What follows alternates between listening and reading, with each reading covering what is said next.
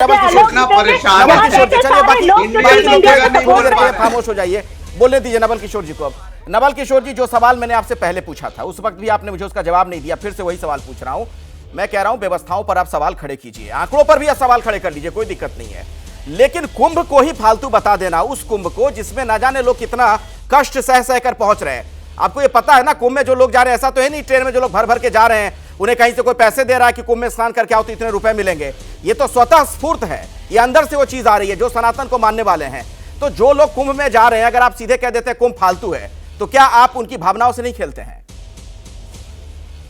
अखिलेश जी, आप बार बार उसी बात की तरफ जा रहे हैं। जो बात हम लोग नहीं कहते हैं उसको आप बहुत अंडरलाइन करते हैं, जो बात हम लोग कहते हैं वो जानबूझकर आप नहीं दिखाते हैं। नहीं कहते हम लोग हैं? कभी नहीं कहते हैं धर्म, सुन लीजिए पहले, हाँ। धर्म के खिलाफ कोई धर्म के खिलाफ नहीं है, लेकिन जो बार बार चिल्लाता है ना पाखंडी लोग, ढोंगी लोग कि हम हिंदू हैं और हिंदू खतरे में हैं, वो लोग वास्तव में ढोंगी हैं, इसलिए कि उनके कथनी और करनी में डिफरेंस है। अगर कुंभ इतना बड़ा आयोजन है और आप कह भी रहे हैं, प्रचार भी कर रहे हैं, कई हजार करोड़ भी खर्च किए, और अभी माननीय पांडे जी कह रही हैं कि इतना लाख करोड़ का आमदनी हुआ, तो ये जो आमदनी हुआ है फिर खर्च कहाँ हुआ? वहां पर तो मैंने सुना है कि जो जरूरत के सामान है वो कई सौ गुना ज्यादा दाम में बिके हैं। तो जो ये अव्यवस्था आपने फैलाया है, निर्मित किया है, प्रायोजन का अंग रहा है, उसको अगर सवाल पूछा जाए तो आप उसको धर्म पे लाते हैं। धर्म पे सवाल कोई क्यों पूछेगा? धर्म तो भारतीय संविधान का अभिन्न अंग है, वो चाहे हिंदू हो चाहे मुसलमान है। ये तो लगातार पिछले 100 साल से संघ और भारतीय जनता पार्टी नवल किशोर जी उपज है, वो एक धर्म को लगातार डेमोनाइज करते रही है, उसकी भी संख्या 20 करोड़ है। बार बार ये लोग मुस्लिम इस्लाम धर्म को भारत में, जो कि भारत का अभी नहीं है, भारत भारतीय राज्य का परिचय है, अगर सेक्युलर स्टेट है तो मुस्लिम और सिख और ईसाई उसका मैं परिचय कह रहा है। हूँ बिल्कुल सही बातें हैं, आदर्श वाली बातें बड़ी अच्छी लगती हैं, लेकिन जब आप लोग वहाँ सरकार थी तो आपके शिक्षा मंत्री ने रामचरितमानस को लेकर किस तरह की टिप्पणी की थी, आपको याद है ना? तो वो धार्मिक भावनाओं का हद करने वाली बात नहीं थी। जगदानंद बाबू ने क्या कहा था वो आपको याद नहीं है? नहीं, आपको मालूम है कि कितने सौ रामायण है और कितने उस पर बातें कही गई हैं। अगर किसी हिस्से के ऊपर अगर कोई बात अपने धर्म के ऊपर अगर हम नहीं बोलेंगे तो क्या आप बोलिएगा?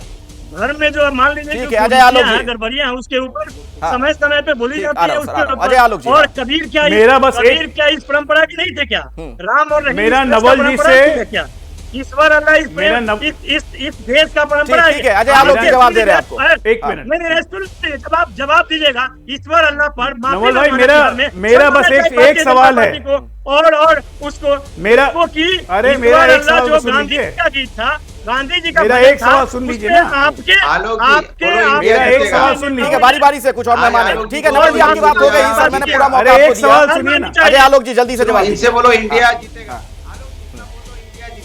अजय आलोक जी, मेरा बस एक छोटा सा सवाल है। लालू जी ने कहा कि कुंभ फालतू है, ममता जी ने कहा कुंभ मृत्यु कुंभ है, कोई कह रहा है कि सनातन खत्म कर दो। क्या आपके सारे तीनों के नेता, कांग्रेस पार्टी, आरजेडी, सपा के नेता कह सकते हैं हज पे जाना फालतू है? क्या आप लोग कह सकते हैं कि कुरान मत पढ़ो, कुरान फालतू है, जो रामचरितमानस पे आप आवाज उठा रहे हैं? कह सकते हैं? हिम्मत है? यही इसी को कहते हैं अपने धर्म को अपने ही धर्म के जयचंदों से नजर लगना। हमारे ही धर्म का मुखौटा पहन के हमारे ही धर्म को कुठाराघात करने वाले लोग हैं आप। गुस्सा इस बात का है। अफजल अंसारी जब बोलता है तो उसको समाजवादी पार्टी अपने चुप नहीं करवाएगी, नर खाली हो जाएगा, सारे लोग स्वर्ग में भर जाएंगे, मतलब कुंभ में 60 करोड़ स्नान करने वाले लोग मर जाएंगे। जवाब है, जवाब दीजिए ना, जवाब दीजिए। अरे आप आस्था जवाब आप हिंदू धर्म पे क्यों बोलते हैं? देखिए अखिलेश जी, इस बात को आप समझ लें, जब ये बार बार भारतीय जनता पार्टी के लोग इस तरह की बात और लोगों को गुमराह करने की बात कहते हैं, इस देश का कोई भी नागरिक, कोई भी, अगर 80% यहाँ हिंदू हैं, वो सब लोग इज्जत करते हैं, सम्मान करते हैं और उसके प्रति हैं। लेकिन अगर कोई विरोधी है तो भारतीय जनता पार्टी है और नरेंद्र मोदी है और योगी हैं। मैं कहता हूं कि अगर जितने भी लोग कुंभ में गए हैं, मैं दावा कर सकता हूं कि अगर ये लोग डराते नहीं, अगर ये लोग डराते नहीं तो इसके दुगुना लोग वहां जाते। अगर व्यवस्था ठीक होती तो इसके तिगुना लोग वहां पर कुंभ में नहाने आते।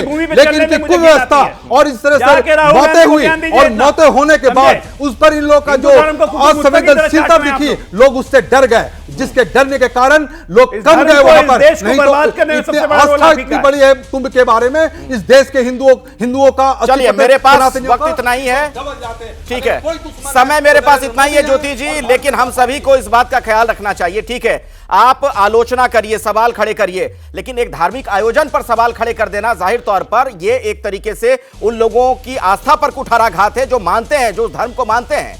अजय आलोक जी, अनुराग भदौरिया जी, ज्योति सिंह जी, अभिषेक झा जी और नवल किशोर जी, सुजाता पांडे जी, आप सभी का बहुत बहुत धन्यवाद हमारे साथ इस चर्चा में जुड़ने के लिए।